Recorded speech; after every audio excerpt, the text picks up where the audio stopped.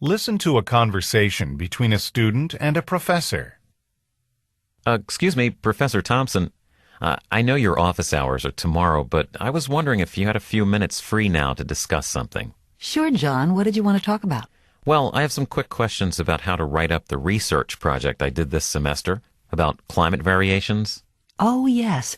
You were looking at variations in climate in the Grant City area, right? How far along have you gotten? I've got all my data, so I'm starting to summarize it now, preparing graphs and stuff. But I'm looking at it and I'm afraid that it's not enough. But I'm not sure what else to put in the report. I hear the same thing from every student. You know, you have to remember now that you're the expert on what you've done. So think about what you'd need to include if you were going to explain your research project to someone with general or casual knowledge about the subject, like your parents. That's usually my rule of thumb. Would my parents understand this? Okay, I get it.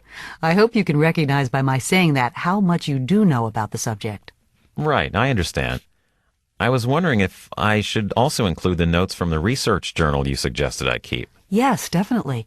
You should use them to indicate what your evolution in thought was through time.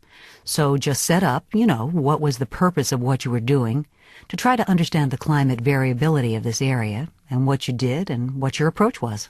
Okay, so for example, I studied meteorological records. I looked at climate charts. I used different methods for analyzing the data, like certain statistical tests, and then I discussed the results. Is that what you mean? Yes, that's right. You should include all of that. The statistical tests are especially important. And also, be sure you include a good reference section where all your published and unpublished data came from, because you have a lot of unpublished climate data. Something just came into my mind and went out the other side. That happens to me a lot, so I've come up with a pretty good memory management tool.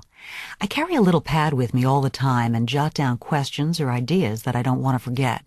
For example, I went to the doctor with my daughter and her baby son last week, and we knew we wouldn't remember everything we wanted to ask the doctor, so we actually made a list of 5 things we wanted answers to. A notepad is a good idea. Since I'm so busy now at the end of the semester, I'm getting pretty forgetful these days. Okay, I just remembered what I was trying to say before. Good. I was hoping you'd come up with it. Yes, it ends up that I have data on more than just the immediate Grant City area, so I also included some regional data in the report. With everything else, it should be a pretty good indicator of the climate in this part of the state. Sounds good. I'd be happy to look over a draft version before you hand in the final copy if you wish. Great. I'll plan to get you a draft of the paper by next Friday. Thanks very much. Well, see ya. Okay.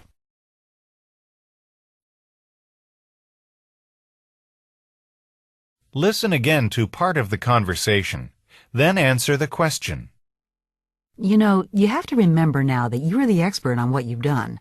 So think about what you'd need to include if you were going to explain your research project to someone with general or casual knowledge about the subject, like your parents.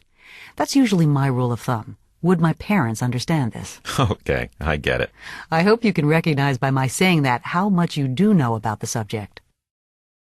Why does the professor say this?